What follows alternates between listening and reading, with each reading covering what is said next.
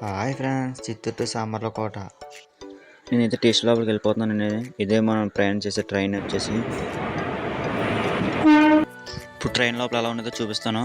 నేను కూడా first time అండి ఏసీ ఎక్కడం. ఏసీ బాగోలేదు, ఫస్ట్ టైం ఎక్కడం. నాకేదో ఒకలా ఏదో కొత్తగా ఉంది.